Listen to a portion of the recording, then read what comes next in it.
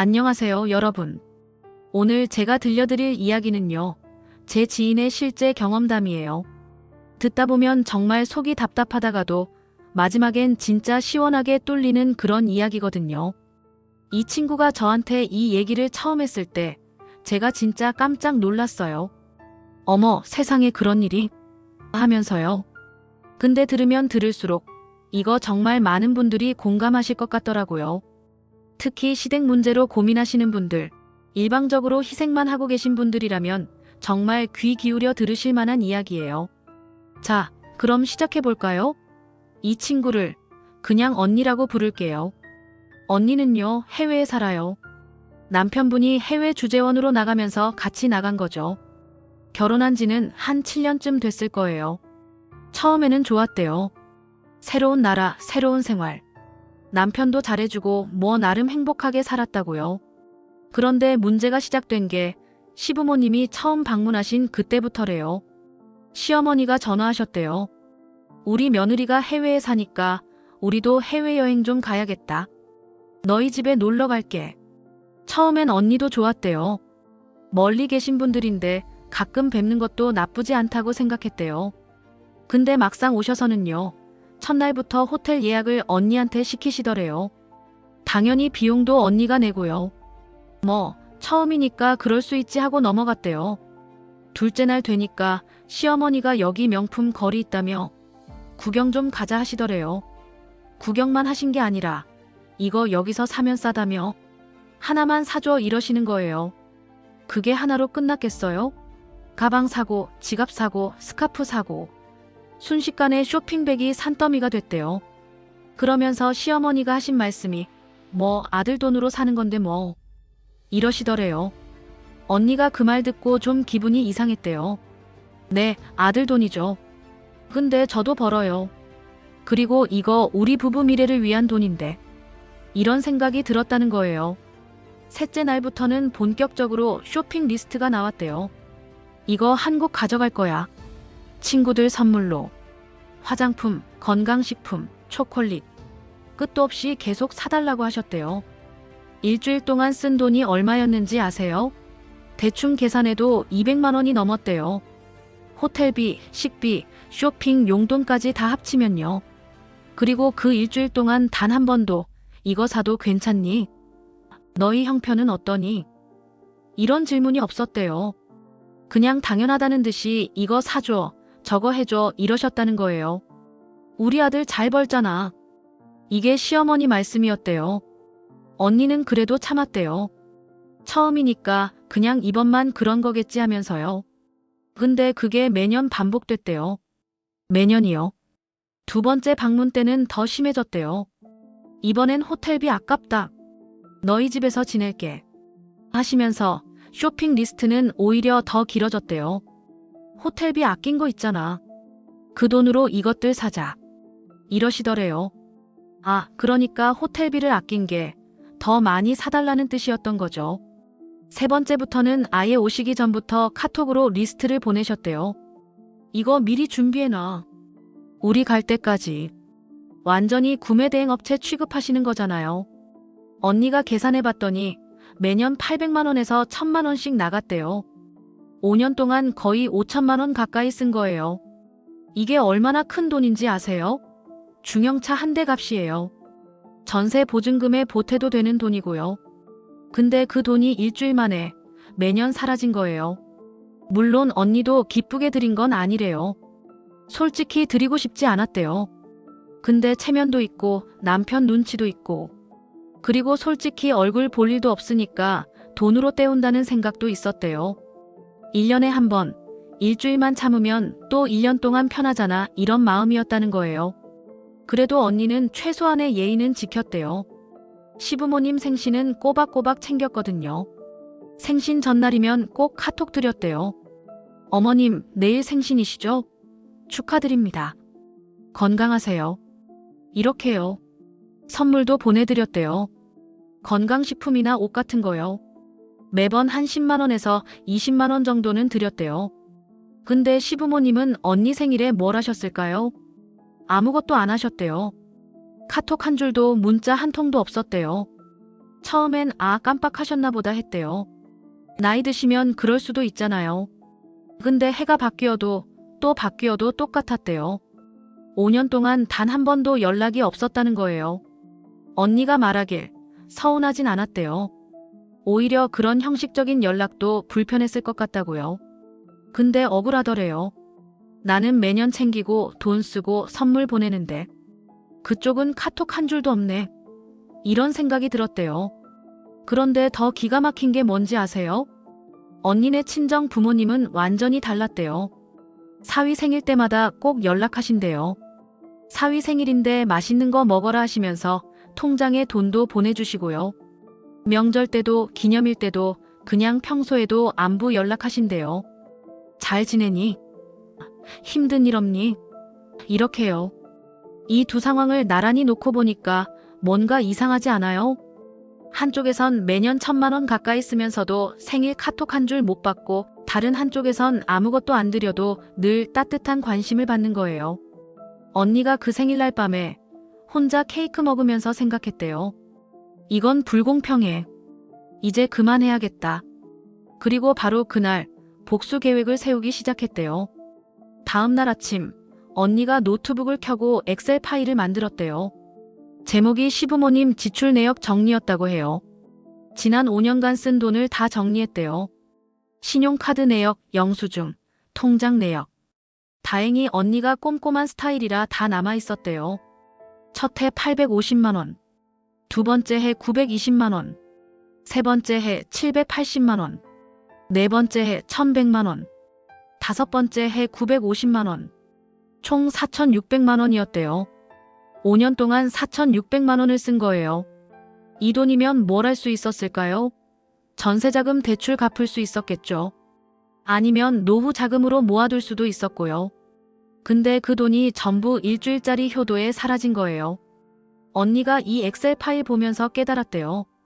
시부모님은 돈이 아니면 움직이지 않는다는 걸요. 생일에 카톡 보내는 건 그분들한테 아무런 이득이 없는 행동이잖아요. 그러니까 안 하시는 거예요. 근데 언니한테 잘 보이면 매년 1,000만 원이 생기는 거죠. 그러니까 매년 오시는 거고요. 이건 관계가 아니라 거래였던 거예요. 언니가 말했어요. 좋아, 거래면 나도 거래로 대응하겠어. 복수 계획은 간단했대요. 더 이상 그분들한테 주지 않는 거요. ATM 노릇 그만하는 거죠. 근데 그냥 연락 끊는 건 너무 단순하잖아요. 언니는 좀 더 정교한 계획을 세웠대요. 첫 번째, 곧 다가올 시부모님 생신을 완전히 무시한다. 카톡도 전화도 선물도 없다. 시부모님이 언니한테 했던 것처럼요. 두 번째, 다음 방문 계획 말씀하시면 정중하게 거절한다. 죄송한데 이번엔 바빠서요. 세 번째, 뭔가 사달라고 하시면 익십한다. 답장 자체를 안 하는 거예요. 네 번째, 화를 내시거나 이유를 물으시면 그때 준비한 최후의 메시지를 보낸다. 이 최후의 메시지가 핵심이었대요. 이걸 어떻게 쓰느냐에 따라 통쾌할 수도 그냥 싸움으로 끝날 수도 있으니까요. 언니가 며칠 동안 그 메시지를 고민했대요. 수십 번 지우고 다시 쓰고요. 너무 감정적이면 안 되잖아요. 그러면 본인이 이상한 사람 되니까요. 너무 공격적이어도 안 되고요. 나중에 꼬투리 잡히니까요. 정중하지만 단호해야 하고 반박할 수 없는 논리가 있어야 했대요. 언니가 집중한 키워드가 기브앤테이크였대요. 시어머니가 항상 하시는 말씀이 가족은 서로 도와야지, 주고받는 게 인간관계야 이거였거든요. 네, 맞아요. 주고받아야죠. 근데 왜 언니는 주기만 하고 받지를 못했을까요? 메시지의 핵심은 간단했대요. 제가 어머님께 해드린 만큼 어머님도 저한테 해주세요. 그게 기브앤테이크 아닌가요? 완벽하죠? 논리적이고 반박할 수 없고 정중하기까지 해요. 언니가 이 메시지를 메모장에 저장해뒀대요. 그리고 때를 기다렸죠. 바로 시어머니 생신이었어요. 드디어 그날이 왔어요. 시어머니 생신이요. 평소 같으면 전날부터 긴장했을 텐데 이번엔 완전히 평온했대요. 생신 당일 아침 언니가 느긋하게 일어났대요. 커피 내려 마시고 음악 틀어놓고 여유롭게 스트레칭도 하고요. 핸드폰은 무음으로 해뒀대요. 혹시 남편한테 뭐라고 할까 봐요. 그렇게 하루가 지나갔대요. 오후가 되고 저녁이 되고 밤이 됐는데요. 생신 축하 카톡. 당연히 안 보냈죠. 시어머니가 언니 생일날 했던 것처럼 아무것도 안 한 거예요. 언니가 말하길 그날이 정말 평화로웠대요. 청소도 하고 요리도 하고 영화도 보고요. 그리고 사흘이 지났대요.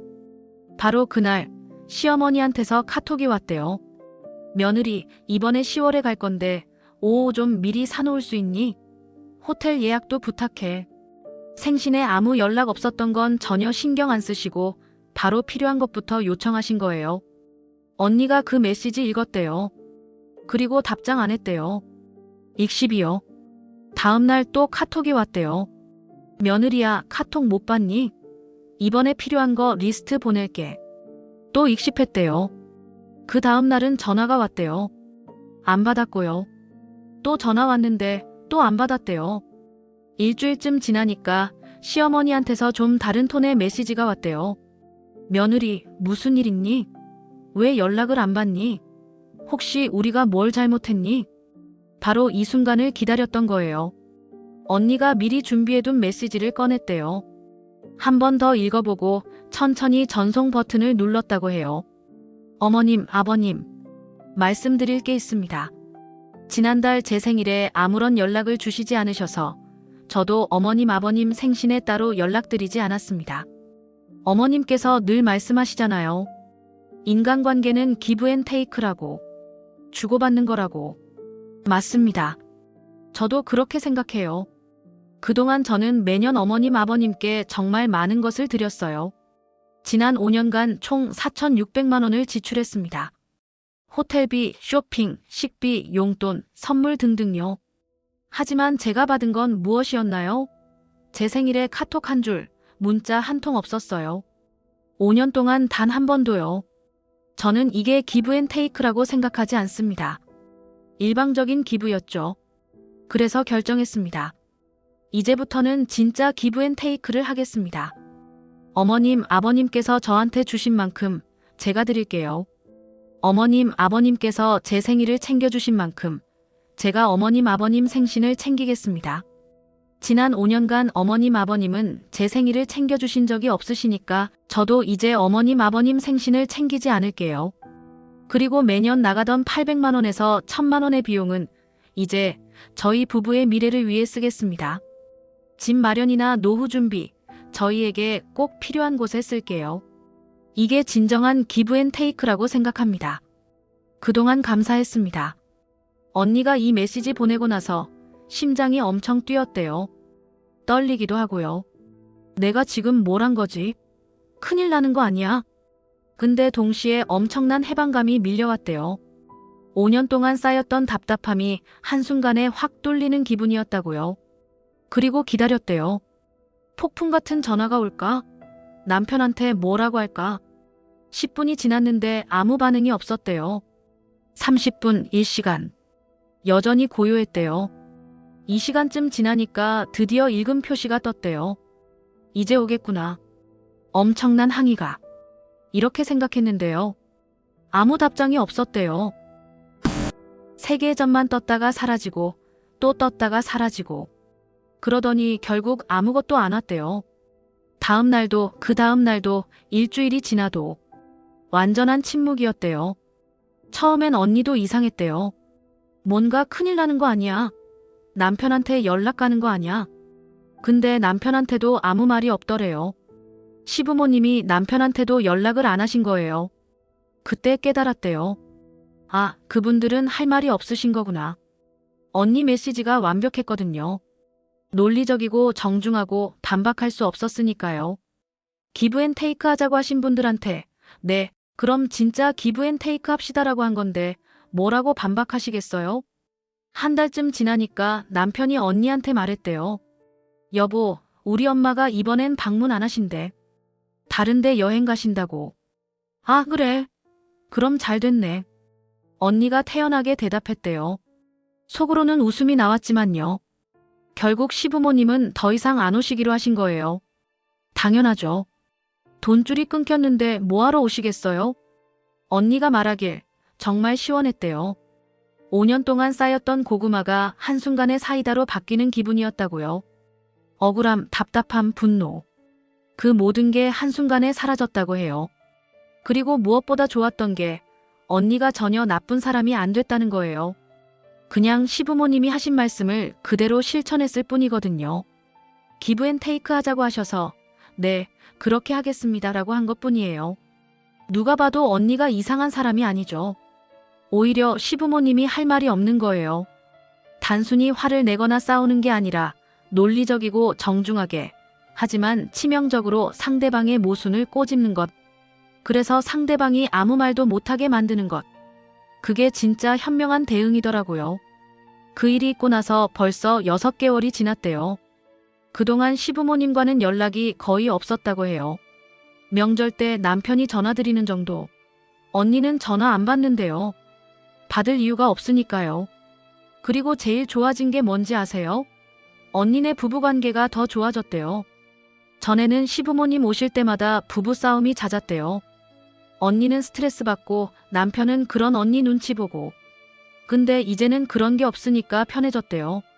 매년 1,000만 원씩 나가던 돈도 아껴지고요. 그 돈으로 뭘 했는지 아세요? 부부 여행 다녀왔대요. 제대로 된 휴가를요. 그리고 노후 자금 통장도 만들었대요. 언니가 저한테 말했어요. 진작에 이럴 걸 그랬어. 왜 그렇게 오래 참았는지 모르겠어. 저도 이 이야기 들으면서 느낀 게 있어요. 인간관계는 주고받는 거잖아요. 일방적인 희생은 결국 관계를 망가뜨려요. 나를 존중하지 않는 관계는 과감히 정리해야 해요.